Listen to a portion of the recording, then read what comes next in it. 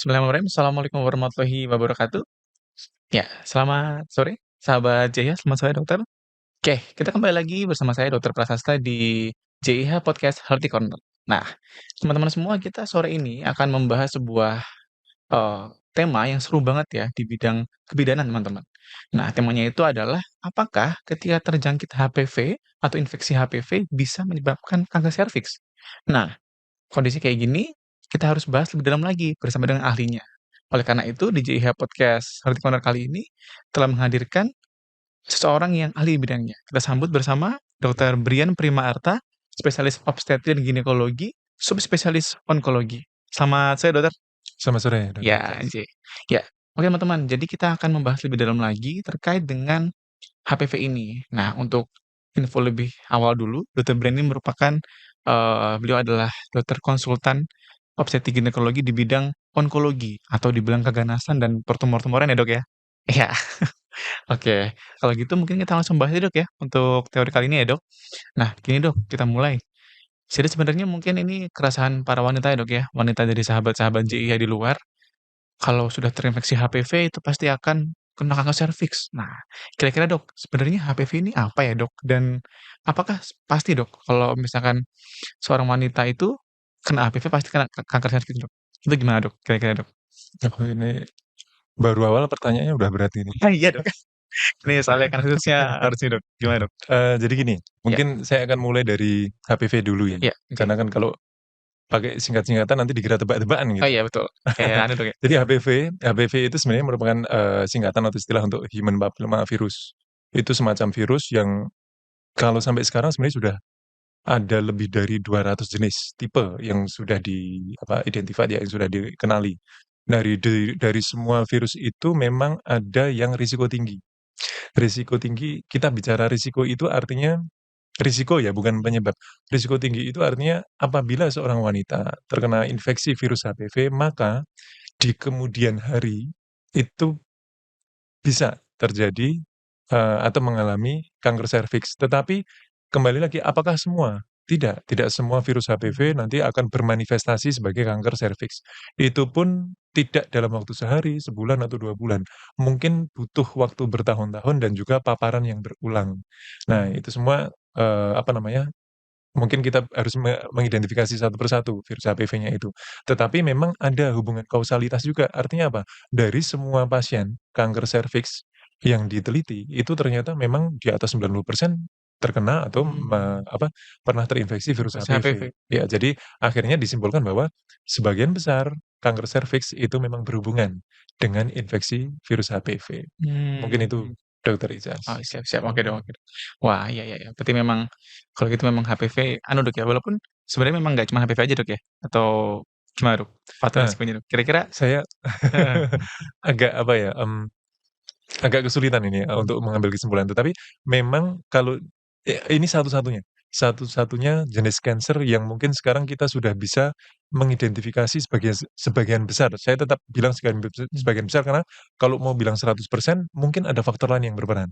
Tetapi ini satu-satunya kanker yang kita sudah bisa mengidentifikasi bahwa kanker serviks ini berhubungan dengan infeksi virus HPV. Tetapi jangan dibalik artinya iya, ketika seorang wanita kena kanker serviks, kemudian, apa namanya, diperiksa HPV-nya memang sebagian besar di atas 90% itu pasti terinfeksi virus mmm. HPV. Tetapi kembali lagi, apakah infeksi virus HPV itu pasti menyebabkan kanker serviks? Belum tentu, Oh, karena iya. sistem tubuh kita ini kan hebat sekali, Ji memiliki sistem pertahanan sehingga, pada akhirnya ya multifaktorial, iya. tidak hanya virus saja. Iya, berarti Mungkin tidak itu. tidak selamanya yang udah kena ke serviks pasti akan bilang Iya, infeksi iya. HPV, Dok, ya? Oke, ya. Oke, Dok. Wah, seru banget, Dok, ya, ngasih ini ya, Dok, ya. Nah, untuk ini, Dok, mungkin lebih dalam lagi, Dok, ya. Kira-kira untuk sahabat-sahabat JIH di luar yang, wanita ya, Dok, ya, kira-kira, siapa-siapa aja, Dok, ya, wanita yang, memiliki faktor resiko tinggi akan terjangkit HPV ini atau bahkan sampai ke serviks, Dok? Oke. Gimana, Dok? Jadi, ini saya mulai harus berhati-hati nih menjelaskan tentang virus HPV karena Iya takutnya akan menimbulkan, iya. kesalahpahaman. Mmm, Jadi memang sebagian besar, kembali lagi sebagian besar ada angkanya tetap di atas 90% virus HPV itu menularnya melalui hubungan seksual. Mmm, Tetapi jangan kemudian itu dijadikan patokan. iya Ada penelitian-penelitian yang lebih baru yang menunjukkan bahwa ada cara penularan virus HPV yang non-seksual. Nah, jadi karena kan kita khawatir juga kalau seumpamanya ada pasien dengan, infeksi virus HPV atau dengan kanker serviks, dikiranya pasien itu pasti, mohon maaf, perilaku seksualnya iya, atau oke, paling tidak pasangannya itu tidak baik.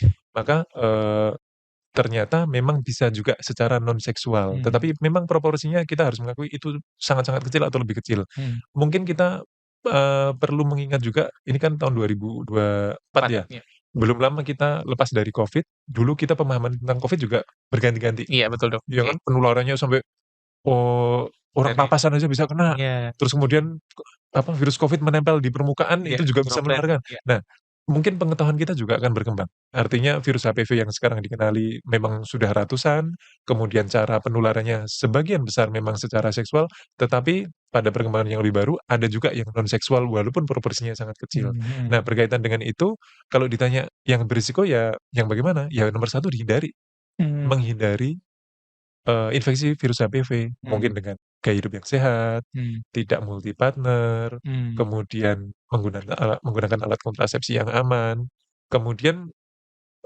apa namanya, ya mungkin lifestyle ya, iya kalau kalau lifestyle. kalau bicara tentang apa, risiko ke arah lifestyle Lifestyle ya, seperti Dok, ya? itu. Berarti mostly lifestyle, Dok, ya, yang Ya, mempengaruhi ya, Dok, ya? Oke oke.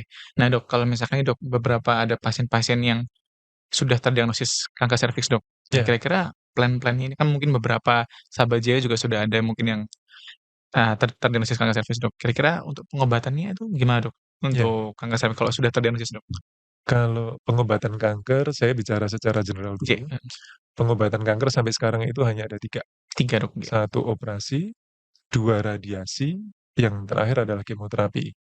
Nah, Mmm, untuk kanker serviks ini sangat-sangat spesifik berdasarkan stadiumnya. mmm, Jadi kalau kita, bicara tentang kanker serviks itu nanti ada severity-nya. Jadi dari level atau sorry, stadium 1 sampai stadium 4, di mana kalau stadiumnya itu masih awal, mungkin satu pun nanti ada 1A, 1B, kemudian ada stadium 2, itu juga ada 2A, 2B. Itu pada stadium awal, mungkin 2A ke bawah itu mmm. masih bisa dioperasi. Oh, 2 ya Ja berarti, Dok, ya? iya. Soalnya mhm, 1 sampai 2A. mmm. Kemudian kalau 2B ke atas itu sudah tidak memungkinkan untuk operasi. Berarti Jadi lebih ke yang kemo dan radiasi, radiasi, Dok, ya? ya kemo dan Mhm radiasi. mhm. Makanya jangan sampai dibalik, katakanlah orang dikabari, "Mohon maaf Anda menderita kanker serviks," kemudian karena stadiumnya sudah stadium 3 maka tidak dioperasi hanya diisirar, malah senang. Oh, Kebalik, balik, Dok, karena ya? sebenarnya kalau sudah tidak bisa dioperasi atau Betul, tidak layak itu mhm, berarti stadiumnya sudah sudah tinggi. tinggi. Oh, Iya, iya, benar bener. Iya iya ya, iya. itu Oke oke oke, Dok. Berarti memang tergantung stadiumnya, Dok, ya, untuk tergantung terkait sekali dengan, sama stadiumnya. pengobatan ini, Dok, ya? Oke oke. Nah, ini kan kalau ini kan kita bahas terkait dengan pengobatannya, Dok. Iya, Nah, mungkin banyak juga sahabat-sahabat JIH juga yang, masih muda atau belum terkena HPV atau sampai dengan kanker serviks, Dok. Kira-kira pencegahannya gimana, Dok, yang kita bisa lakukan untuk sahabat-sahabat JIH yang wanita di luar, yang bisa dilakukan yang mudah, yang simpel, yang sehingga teman-teman bisa mencegah, oke. infeksi HPV dan kanker serviks ini, Dok? Iya, kalau untuk pencegahan kembali lagi tadi kita bicara tentang faktor risiko, mungkin lifestyle-nya diperbaiki dulu, Lifestyle perbaiki, gaya oke. hidup sehat, makan makanan sehat, olahraga dan lain-lain itu. Kemudian yang menarik juga adalah kanker serviks ini satu-satunya yang ada vaksinnya. Oh iya, betul. Ya, Iya iya satu-satunya yang ada vaksinnya. iya. Kalau kanker yang lain, setahu saya yang berhubungan sama virus kan mungkin kita bicara ada, kanker nasofaring tuh, Mmm, ada Epstein-Barr virus, tetapi satu-satunya yang ada vaksinnya itu adalah kanker serviks. iya, Jadi dulu memang vaksinnya itu terbatas baru 2 tipe virus, mmm, tapi yang paling baru di Indonesia itu masuk sejak Februari tahun kemarin ya kalau nggak salah, itu sudah melindungi terhadap 9 tipe 9 virus. strain itu, Dok, ya? Ya, itu adalah vaksin. Kemudian strategi yang lain mungkin yang sudah mohon maaf aktif secara seksual, itu ada deteksi dini, early Mmm, detection, baik itu menggunakan, kalau yang terkenal kan Pap smear ya, pap smear, iya. atau pemeriksaan HPV DNA. Jadi Mmm, itu mungkin yang bisa kita gunakan sebagai strategi pencegahan terhadap kanker serviks. Jadi untuk yang belum iya iya, mengidap atau terkena kanker serviks, bisa melakukan vaksinasi dan bisa vaksinasi dan deteksi deteksi awal. di awal, Dok. Kalau ini, Dok, untuk kayak IVA sama pap smear, Dok, kira-kira gimana, Dok? Supaya sahabat JIH juga yang wanita bisa Ya. memilih, Dok? Gimana, Dok? Sebenarnya comparable, artinya, dari segi akurasi, spesifisitas maupun sensitivitas, hampir-hampir sama untuk IVA maupun pap smear. Jadi kalau IVA itu kelebihannya adalah bisa dilakukan, dengan teknik yang sederhana Hmm, dan juga lebih mudah diketahui hasilnya. hmm, Tetapi kalau pap smear mungkin kan kita harus menunggu, beberapa lama karena harus dikirim ke laboratorium. hmm. Tetapi keunggulan pap smear mungkin kita bicara ketika sampel itu diambil, mungkin kita bisa memeriksa HPV DNA-nya juga. Oh, sekalian, Dok, ya berarti, Dok, ya? Iya, jadi sebenarnya kalau yang paling direkomendasikan sekarang adalah co-testing atau kombinasi, Food testing. ya antara pap smear sama HPV DNA karena sampelnya sama. Oh, jadi sekalian ngambil itu, Dok, Sekali ya? ngambil dapat Oh, 2 iya iya iya iya iya, heeh, oke oke oke. gitu. Iya iya. Oke, Dok, mungkin kalau ini, Dok, nanya gitu ya, untuk yang tadi vaksin HPV mungkin buat teman-teman biar bisa lebih anu, Dok, ya. Untuk vaksin HPV sendiri itu kira-kira baiknya diberikannya kapan? Habis itu kita harus bagaimana, Dok, kalau sahabat JH yang wanita, Dok, untuk vaksin Oke, HPV? vaksin HPV kita bicara target market oh bukan. Iya. Enggak, tapi maksudnya target vaksin. Iya, target vaksin, iya. Target vaksin sebenarnya untuk semua wanita, terutama dianjurkan di atas 9 tahun. Di Bahkan atas. sejak umur 9 tahun. Sejak umur 9 tahun, berarti anak-anak dong berarti, Dok? Anak-anak. Oh, Bahkan keuntungannya, oke. kalau seorang anak perempuan belum berulang tahun ke-14, Iya. itu rekomendasinya cukup 2 kali vaksinnya. Oh, berarti Maka efektif, Dok, dengan 2 kali ya? 2 kali sudah efektif.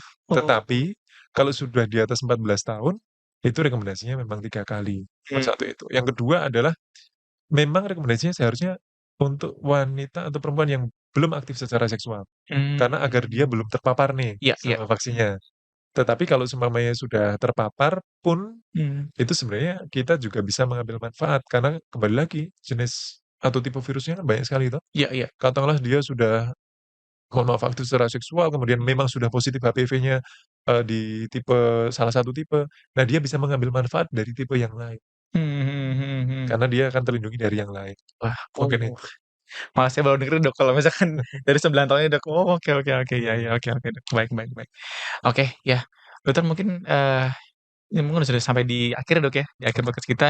Mungkin ini Dokter Brian ada closing statement, Dok, dari, Dokter Brian terkait dengan apa ya, sepatah dua patah kata buat sahabat-sahabat CIH yang wanita, Dok. Oke. Oke, jadi untuk teman-teman sahabat JIH, berkaitan dengan kanker serviks, nomor satu yang mau saya sampaikan adalah jangan takut, semuanya ada solusinya.